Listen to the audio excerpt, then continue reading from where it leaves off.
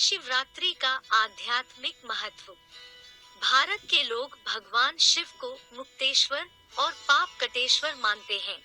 भारत में यह मान्यता है कि भगवान शिव आशुतोष हैं, अर्थात जल्दी और सहज ही प्रसन्न हो जाने वाले हैं, और अवधरदानी भी हैं, अर्थात सहज ही वरदान देने वाले हैं।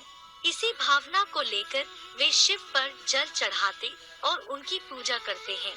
परंतु प्रश्न उठता है कि जीवन भर भगवान शिव की आराधना करते रहने पर तथा हर वर्ष श्रद्धा पूर्वक शिवरात्रि पर जागरण, व्रत इत्यादि करने पर भी मनुष्य के पाप और संताप क्यों नहीं मिटते, उसे सदाकाल की सुख शांति क्यों नहीं प्राप्त होती। आखिर भगवान शिव को प्रसन्न करने की सहज विधि क्या है? शिवरात्रि का वास्तविक महत्व क्या है? हम शिवरात्रि कैसे मनाएं और महाशिव का रात्रि के साथ क्या संबंध है? महाशिवरात्रि सारी मानवता के लिए एक बहुत ही महत्वपूर्ण त्योहार है। रात्रि का अर्थ है रात या अंधेरा। रात्रि में देखना कठिन हो जाता है और अपने लक्ष्य को पाने के लिए भटकते रहते हैं। रात्रि इस दुनिया में अत्यधिक अज्ञानता और अनैतिकता की घोतक है। मनुष्य जीवन बहुत ही तनावपूर्ण है और हर कोई इतना व्यस्त है कि यह भी स्पष्ट रीति से नहीं जानता कि मानवता किस ओर बढ़ रही है। काम, क्रोध, लोभ, मोह, अहंकार रूपी विकारों ने हर मनुष्य मात्र को अज्ञान रूपी अंधेरे के गिरफ्त में ले रखा है। यह ही है रात्रि, अर्थात अज्ञानता की रात्रि। अज्ञान अंधकार की वह रात्रि सभी मनुष्य मात्र के लिए कल्याणकारी साबित हो जाती है। कैसे?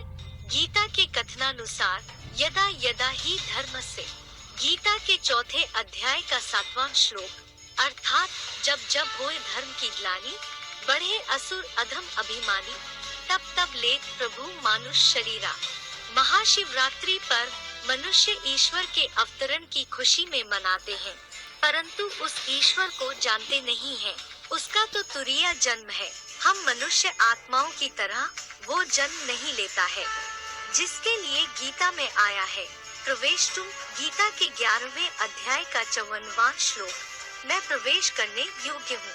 प्रवेशनीय अर्थात दिव्य जन्म लेता हूँ। भगवान सर्वव्यापी नहीं है, एक व्यापी होकर के आता है। उसे एक व्यापी की यादगार है शिव शंकर भोलेनाथ। वो शिव निराकार ज्योति बिंदु, जो जन्म मरण के चक्र से न्यारी रहने वाली बिंदु आत्मा है, वो शंकर में आके प्रवेश करती है और किसी देवता में मुकर्रर रूप से प्रवेश नहीं करती। इसलिए 33 करोड़ देवताओं के बीच में सिर्फ एक शंकर देवता ही है जिसका नाम शिव के साथ जोड़ा जाता है, और किसी भी देवता का नाम शिव के साथ नहीं जोड़ा जाता।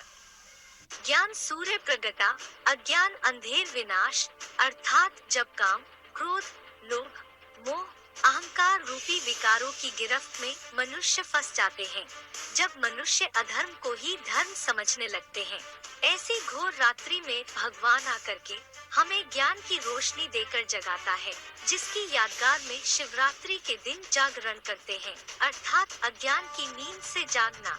महाशिवरात्रि के दिन खास 3 पत्तों वाले बेलपत्र का महत्व होता है, जिसे भगवान शिव पर चढ़ाया जाता है। बेलपत्र की 3 पत्तियां त्रिमूर्ति शिव के 3 कार्यकर्ता ब्रह्मा, विष्णु और शंकर की यादगार हैं।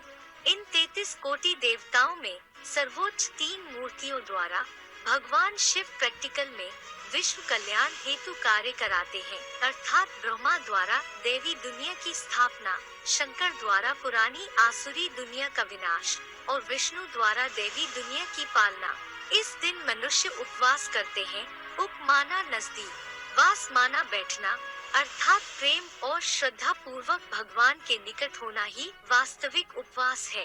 भक्ति मार्ग में तो हम एक दिन उपवास कर लेते हैं, अर्थात एक दिन प्रेम से भक्ति पूजा पाठ कर उनके निकट रहते हैं, जिससे मन को कुछ क्षणों के लिए शांति की प्राप्ति हो जाती है। यदि हम साकार में आए हुए भगवान के वास्तविक स्वरूप को जान लेते हैं तो सदाकाल भगवान के निकट रहकर अखूट सुख शांति की प्राप्ति कर सकेंगे। शंकर को ही शांति देवा कहा जाता है, जिसके द्वारा सारी दुनिया में शांति स्थापन हो जाती है। वही इस सृष्टि का प्रथम पुरुष है, जिसे गीता में कहा है, त्वम आदि देवः पुरुषः पुराणः। गीता के 11वें अध्याय का 38वां श्लोक। वो मात्र हिंदू धर्म से ही संबंधित है, ऐसे नहीं है। उसका गायन और मान्यता हर धर्म में है। मुसलमानों में आदम, क्रिश्चियन में एडम और जैनियों में आदिनाथ के रूप में जाना जाता है। शिव शंकर भोलेनाथ के अवतरण की यादगार में ही आज हम सब महाशिवरात्रि मनाते हैं। शिव प्लस शंकर भोलेनाथ के अवतरण को जानने के लिए संपर्क करें। ओम शांति।